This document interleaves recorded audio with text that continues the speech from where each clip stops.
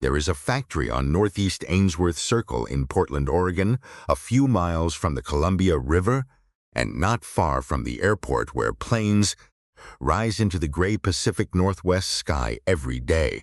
From the outside, it looks ordinary, a low industrial building surrounded by loading docks, delivery trucks, and rows of employee vehicles. Nothing about it suggests that one of the most successful hand tools in modern history is born inside. But step through the doors and the sound reaches you first. The deep rhythm of steel presses. The sharp hiss of machinery cutting metal to tolerances measured in thousandths of an inch. The clatter of components moving from one station to another. Then comes the smell, machine oil, steel dust, freshly cut metal. The smell of things being built to last. More than 40 years after its first product shipped, this factory is still producing millions of tools every year. Tools carried by mechanics, electricians, soldiers, firefighters, rescue workers, hikers, contractors, and astronauts. Tools that have traveled to war zones, construction sites, mountain trails, offshore oil rigs, and even the International Space Station. The name stamped into every one of them is Leatherman.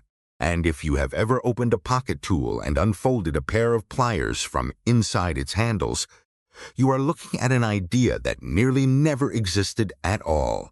Because before there were millions of Leathermans, before there was a factory in Portland, before there was a company, there was simply a man standing beside a broken car on the side of a road with the wrong tool in his hand.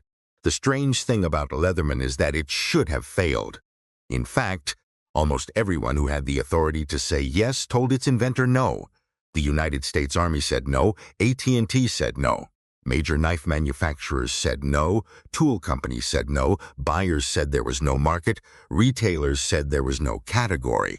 Experts looked at the prototype and could not figure out where it belonged. It was not a knife, it was not a toolbox, it was not a wrench, it was not a gadget, it was something unfamiliar. And unfamiliar things make businesses nervous. For 8 years, Tim Leatherman carried a prototype from office to office and trade show to trade show while rejection letters piled up faster than opportunities. Most people would have stopped after a year. Many would have stopped after 6 months. Tim Leatherman spent nearly a decade hearing the same answer. No market, no demand, no future. Yet today more than 128 million Leatherman tools have been sold around the world. The Museum of Modern Art in New York considers one important enough to place in its permanent collection. NASA trusts them enough to send them into orbit. Special operations soldiers carry them into combat. Utility workers depend on them. Mechanics keep them in their pockets. Emergency responders use them when seconds matter. The most rejected tool concept in modern American manufacturing became the most successful multi-tool ever built. But to understand how that happened, you have to leave Portland and travel back to the summer of 1975, because Leatherman was not born in a factory. It was not born in a boardroom. It was not created by a team of engineers backed by venture capital. It began with a honeymoon, a broken-down Fiat, and a young mechanical engineer who discovered that sometimes the difference between a good idea and a great one is simply being stuck somewhere with a problem nobody else has solved. Tim Leatherman was 26 years old when he and his wife Cho began a 10-month journey across Europe, North Africa, and the Middle East. They did not have much money. Their transportation budget amounted to a used 1968 Fiat 600 purchased in the Netherlands for roughly $300. It was the kind of car that seemed affordable until you actually depended on it. The little Fiat broke constantly. Hoses cracked, parts loosened, components failed. Every few days something needed attention. And every time the car stopped, Tim found himself kneeling beside the engine with the same frustrating limitation. He carried a folding knife. What he really needed was a pair of pliers. Again and again he improvised repairs using tools never designed for the job. Again and again he wished for something different. Something small enough to fit into a pocket, but capable enough to solve real mechanical problems. Somewhere during those roadside repairs, while waiting for another breakdown to reveal itself, he began sketching. The first drawings were rough, nothing close to the finished product, but the central idea was already there: pliers that folded into a compact package. A tool that could travel everywhere because it was small enough to live in your pocket. A tool designed not around one function, but around readiness itself. Most people have ideas while traveling. Most are forgotten before they return home. This one refused to leave. When Tim and Chow returned to Oregon, he could not stop thinking about it. The problem was that having an idea and building a working product are very different things. Tim believed the prototype would take about a month. 1 month became 6. 6 months became a year. A year became 3. Inside a borrowed garage, surrounded by scrap metal and homemade fixtures, he taught himself how to build the tool he had imagined on the side of a dusty road thousands of miles away. He experimented with hinge geometry, blade retention, spring tension, handle design, folding mechanisms, locking systems, tool placement. Every problem created 3 more. Every solution revealed another weakness. The project consumed evenings, weekends, and years of his life. Through it all, Chow worked to support them. While Tim spent countless hours filing, grinding, measuring, testing, and rebuilding prototypes, she provided the stability that allowed the project to continue. The story of Leatherman is often told as the story of one inventor, but inventions rarely survive without someone willing to believe in them during the years when nobody else does. By the late 1970s, the prototype was finally becoming real. Folded shut, it fit in a pocket. Opened up, it revealed pliers strong enough to perform actual work. Hidden inside the handles were blades, files, screwdrivers, cutters, and other tools. Tim called the concept Mr. Crunch.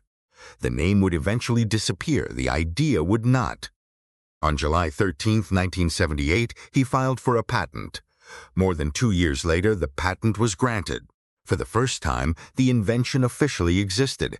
Tim held legal protection. He held a working prototype. He held proof that the idea could work. What he did not have was anyone willing to manufacture it, and that was when the hardest part of the story finally began.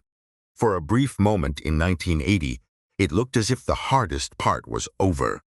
Tim Leatherman had spent years inside a borrowed garage turning an idea into a functioning product. He had survived the endless cycle of redesigns, broken prototypes, and engineering problems that destroy most inventions long before they ever reach a customer. He held a United States patent in his hand. The tool worked. The pliers folded exactly as he had imagined. The blades locked into place. The mechanism was compact enough to fit into a pocket and strong enough to solve real problems. To Tim, the difficult work appeared finished. All he needed now was a company willing to manufacture it. Instead, he was about to discover that inventing something new is often easier than convincing people it deserves to exist. The first meetings seemed promising. Executives would pick up the prototype and examine it carefully. They would unfold the pliers, open the blades, test the screwdrivers, turn it over in their hands. Some even admitted they liked it. But the conversation always ended in the same place. The tool did not fit into any existing category. Knife companies looked at it and saw a tool. Tool companies looked at it and saw a knife. Retail buyers could not decide where it belonged on a shelf.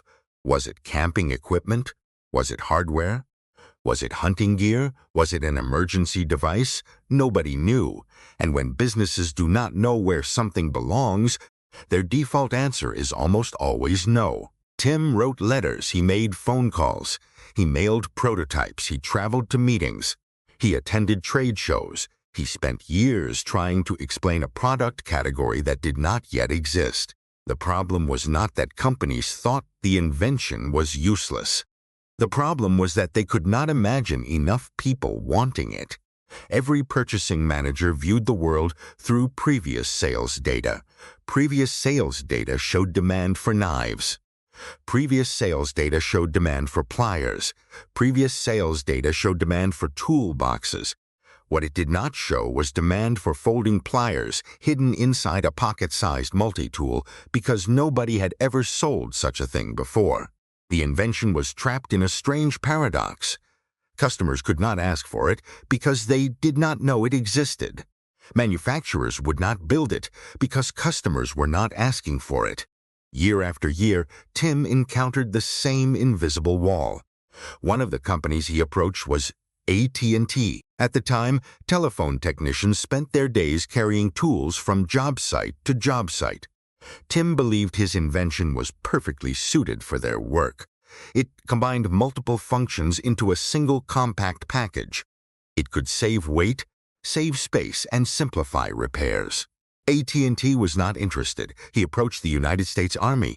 Soldiers often worked in harsh environments where carrying fewer tools could make a real difference. The Army was not interested. He visited some of the most respected knife manufacturers in America. Many admired the engineering. None wanted to build it. Even Gerber, one of the most recognizable names in the knife industry and located practically in his own backyard in Oregon, declined the opportunity. The rejections accumulated so quickly that they began to blur together. Some arrived as formal letters, some arrived as brief phone calls. Others came during meetings that lasted less than half an hour. One company sent a rejection letter that misspelled the name of Tim's business, partner. The company could not even be bothered to get the name correct on the paper, explaining why the answer was no. Imagine standing in that position. You have spent years building something from scratch. You have sacrificed time, money, and opportunities. You believe completely in what you created. Then every expert you approach tells you the same thing. There is no market, there is no demand, there is no future. The easy version of this story suggests that those companies were foolish. They were not. They were acting rationally according to the information available. Every successful business learns to recognize patterns. The problem is that truly new products do not resemble old patterns. The executives reviewing Tim's invention were trained to evaluate existing markets, not create new ones. They were looking backward at what customers had purchased before. Tim was trying to show them something customers would want tomorrow. That difference sounds small. It is enormous. Most revolutionary products die in that gap. By 1981, the project had already consumed far more of Tim's life than he originally planned. By 1982, the situation looked even worse. Years had passed since the original patent. The invention still had no manufacturer. Friends quietly wondered whether it was time to move on. The practical decision would have been to stop. Get a stable engineering job. Put the prototype in a drawer. Tell the story occasionally as an interesting chapter of life that almost became something larger. Thousands of inventors have done exactly that. History forgets most of their names. What makes the Leatherman story unusual is that Tim refused to quit. More importantly, Chow never asked him to. While rejection letters arrived one after another, she continued supporting the household and supporting the dream. Years later, many people would celebrate the invention itself. Few would talk about the patience required to endure nearly a decade without validation.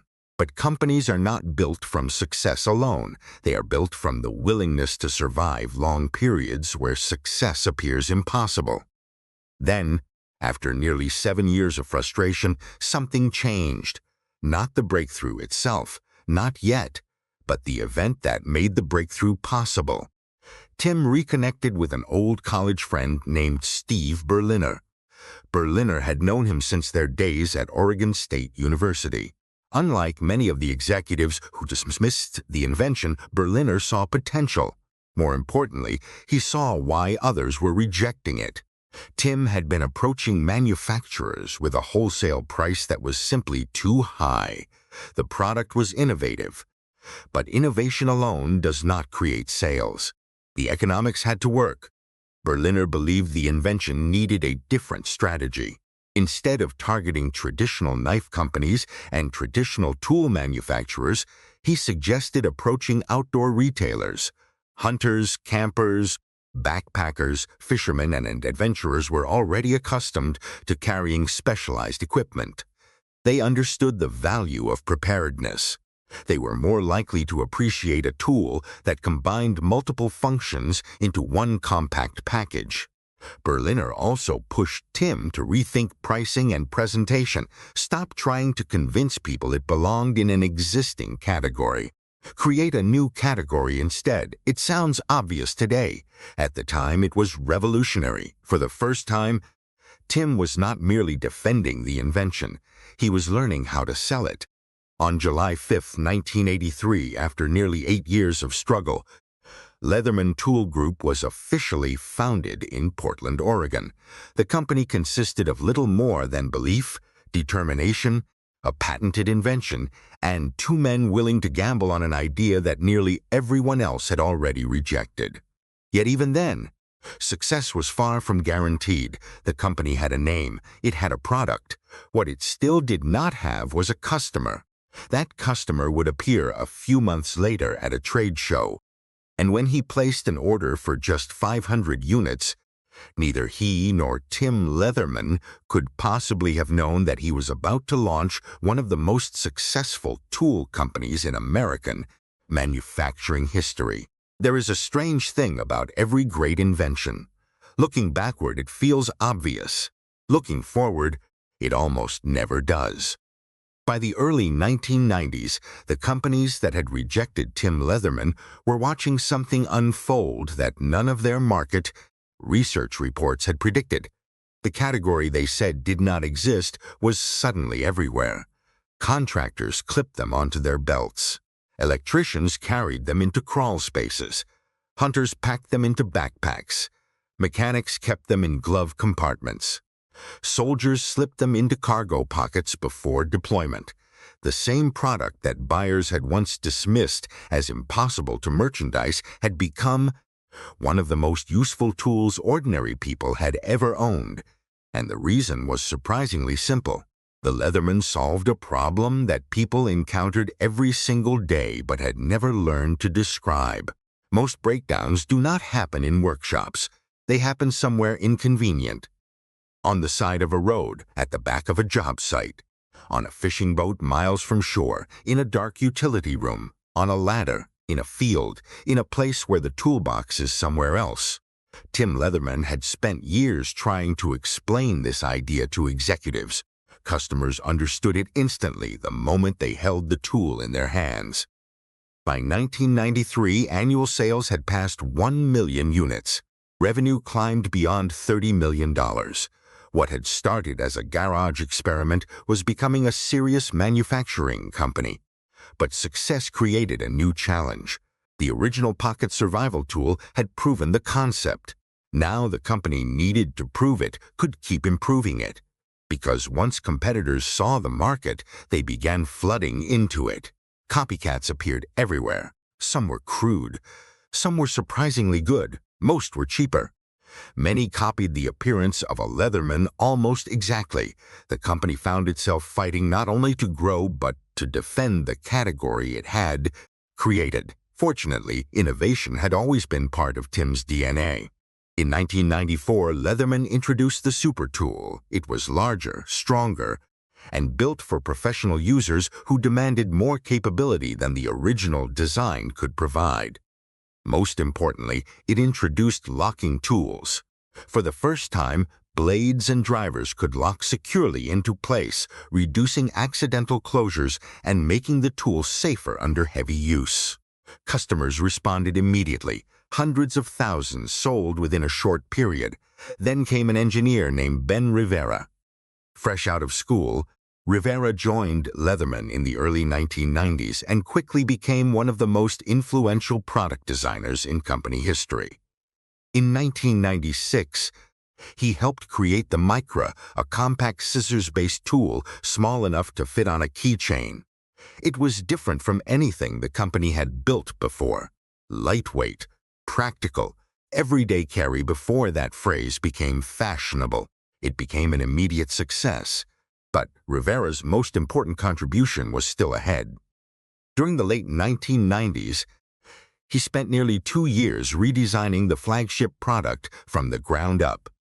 Every component was reconsidered, every user complaint was studied, every movement was refined. The result arrived in 1998. It was called the Wave, and it would become the most successful multi-tool ever made. The genius of the Wave was not that it added more functions. Many competitors already had plenty of functions.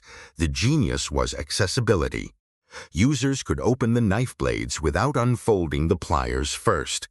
Tools that were previously buried inside the handles could now be reached quickly and intuitively. It felt faster, smarter, more modern. The difference seems small until you use one. Then it feels obvious.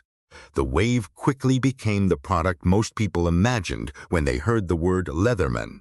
Millions would eventually be sold. For many users, it became the standard against which every other multi-tool would be judged.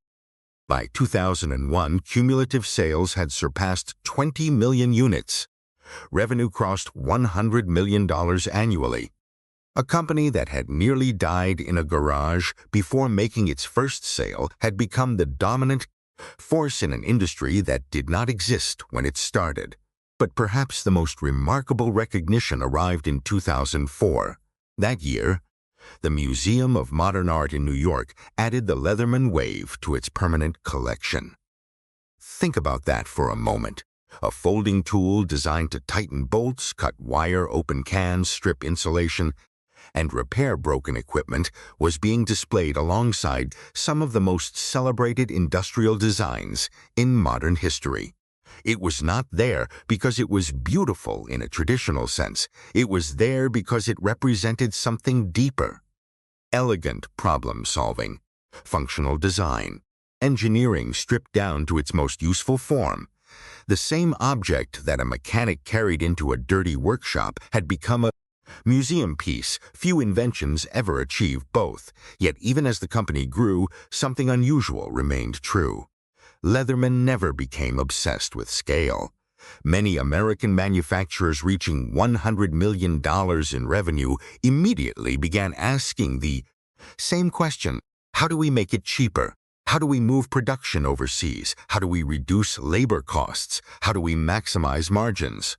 The business world considered those questions inevitable. Leatherman kept asking a different question: how do we make the tool better? That distinction sounds subtle. It was not. It would eventually define the entire future of the company. Because the next chapter of this story is not about invention. It is about temptation. The temptation that transformed countless American brands during the age of globalization. The temptation to abandon the factory, abandon the workers, and chase lower costs somewhere else. Most companies gave in. Leatherman did not. And the decision they made would become one of the most unusual choices in modern American manufacturing. There is a factory at 12106 Northeast Ainsworth Circle in Portland, Oregon. From the outside, it looks ordinary. Concrete walls, loading docks, delivery trucks moving in and out. The sort of building most people pass without noticing. But if you stand inside long enough, you begin to understand something unusual. The sound is different. Not faster, not louder. Different. The deep impact of hydraulic presses shaping steel. The grinding stations cutting precise teeth into files. The rhythmic movement of assembly benches where human hands still perform tasks that automation never fully mastered. During the 1980s, 1990s, and early 2000s, American manufacturing underwent one of the largest migrations in modern economic history. Factories closed. Production moved overseas. Entire industries followed labor costs across oceans. The logic was easy to understand.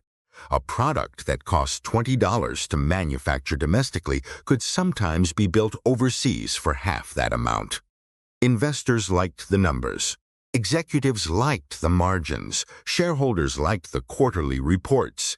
Communities that lost factories did not like any of it, but their opinion rarely determined the outcome. One by one, famous American brands disappeared from the places that had built them. Sometimes the name survived. The factory did not. Sometimes the logo survived. The workers did not. Consumers often did not notice immediately. The packaging looked the same. The advertisements looked the same. But over time, something changed. Tools felt lighter. Materials felt cheaper. Quality became less predictable. The brand remained. The soul behind the brand slowly faded away. Leatherman faced the same pressures as everyone else. Consultants ran the numbers. Analysts examined the costs. Competitors increasingly manufactured products overseas and sold them at lower prices. The financial argument seemed obvious. Move production.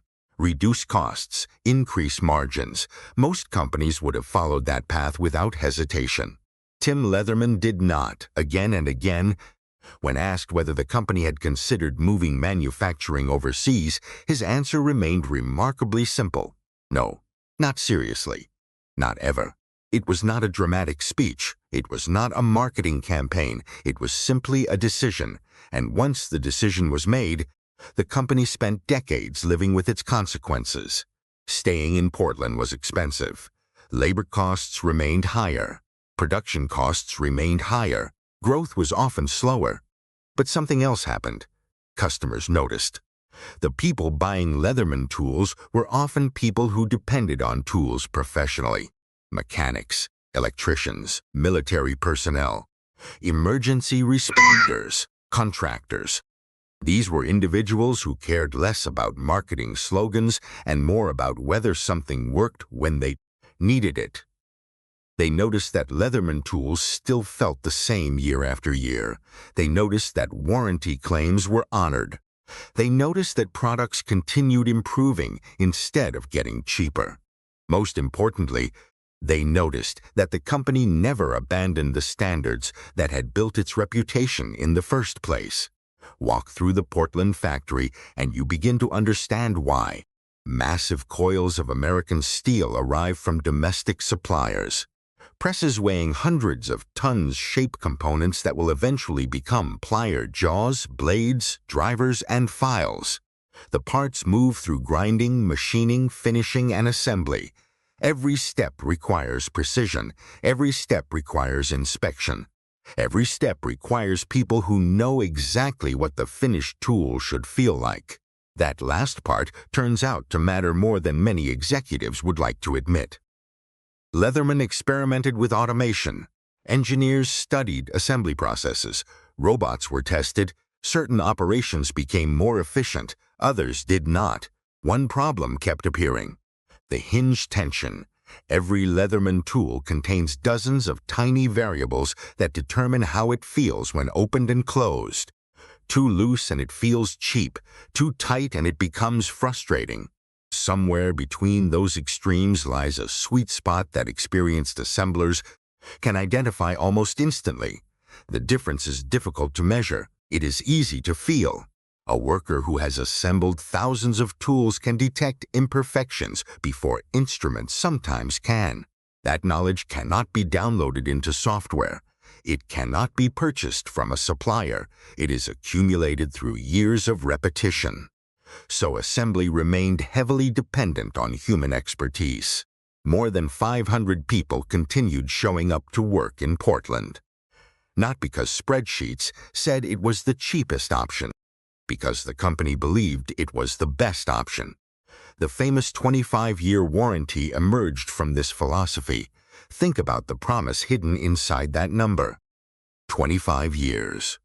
Most consumer products struggle to survive 25 months. Many manufacturers redesign products faster than that. Yet Leatherman was promising customers that if something failed decades into the future, the company would still be there to fix it. A promise like that requires confidence. Confidence in the factory, confidence in the workforce, confidence in the future. Most importantly, confidence in the product itself. The warranty became more than customer service. It became a statement about permanence. And permanence had become surprisingly rare. By the 2010s, Leatherman was no longer merely a successful tool company. It had become something harder to find. A manufacturing company that still believed making things well mattered more than making them cheaply. The industry had changed dramatically around it. Yet the factory remained. The workers remained. The standards remained.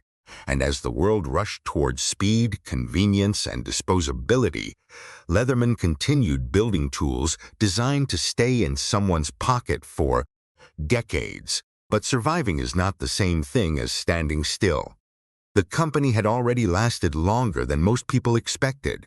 The question now was whether it could continue evolving without losing the values that made it successful in the first place.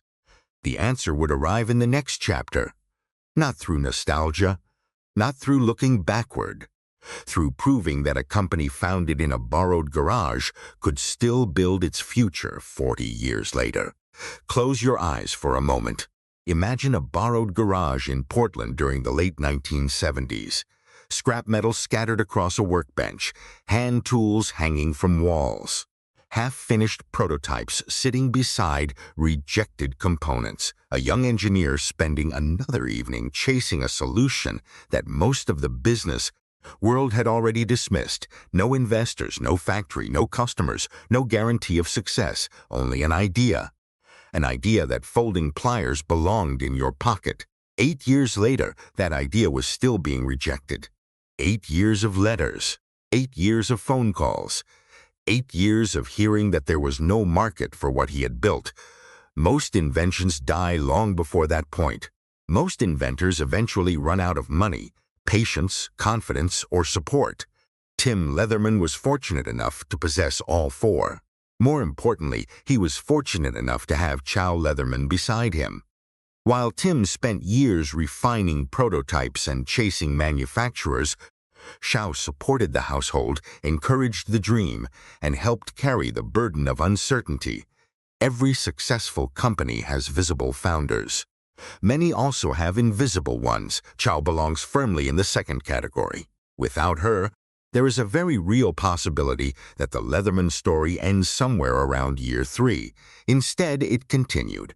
And because it continued, more than 128 million Leatherman tools eventually found their way into pockets, toolboxes, backpacks, military deployments, workshops, garages, emergency kits, and job sites across more than 80 countries. Few products ever become part of daily life on that scale. Even fewer remain relevant for 4 decades.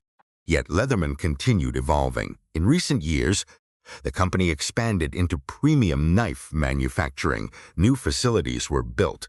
New product lines launched. The iconic wave received significant redesigns and updates. Digital marketplaces appeared, allowing owners to buy, sell, and trade tools while maintaining warranty protection. The company kept adapting without abandoning its core identity. Perhaps the most revealing detail arrived through a simple policy. The warranty follows the tool, not merely the original owner. Think about what that means. Someone can buy a used Leatherman years later and still receive support. The company is effectively saying that the product itself matters more than the transaction that originally sold it. That is a remarkably unusual position in a world increasingly designed around replacement cycles. Most products are engineered for obsolescence. Leatherman continues engineering for longevity. Tim Leatherman is now well into his 70s. He still appears at the factory. He still gives tours. He still speaks with customers. He still walks through the same company that once existed only as sketches on a piece of paper beside a broken Fiat automobile. Around him stands a business that survived challenges most people never saw. The years of rejection, the manufacturing pressures, the copycats, the economic downturns, the constant temptation to compromise. Through all of it, one thing remained unchanged: his name. Every tool carries it. Every success carries it. Every failure would have carried it too. That reality shaped every decision the company made. Because when your name is stamped into steel, quality becomes personal. Before we finish, consider what the rejection letters actually missed. They did not fail to recognize a good product. They failed to recognize a human behavior that had existed forever. People constantly encounter situations where they need a tool they do not have. Tim Leatherman did not invent that problem. He simply built a solution compact enough to stay with people wherever they went. Once customers experienced that solution, the market appeared almost instantly, not because demand was created, because demand had been waiting all along. The spreadsheets never saw it. The surveys never measured it. The executives never believed it. The people carrying the tool understood it immediately. And that may be the most important lesson hidden inside this story. Truly transformative products rarely fit existing categories. If they did, someone would have built them already. They often look strange. They often appear unnecessary. They often collect rejection letters. The future usually arrives disguised as something that does not make sense yet. Today, if you stand outside the Portland factory, you can still hear the presses operating inside. You can still watch steel entering one end of the building and finished tools leaving the other. You can still find workers assembling products by hand. You can still find a company making things in much the same city where it started. That continuity is increasingly rare. The world has changed dramatically since 1983. Entire industries have appeared and disappeared. Technologies have risen and fallen. Business empires have come and gone. Through all of it, Leatherman remains. Not because it was the cheapest, not because it was the fastest, not because it followed every trend. It remains because one man refused to stop building something he believed should exist, and because one woman refused to stop believing in the man building it. The rejection letters are gone now. The garage is long behind them. The category exists, the market exists, the company exists. More than 500 people still come to work because of a sketch that began beside a broken Fiat half a century ago.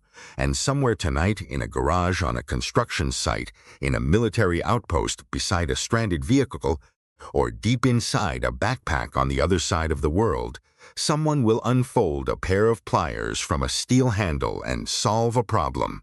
They may never think about the years of rejection. They may never know about the borrowed garage. They may never hear the story at all. But every time the tool opens, that story is still there, hidden inside the hinge, hidden inside the steel, hidden inside the name, Leatherman.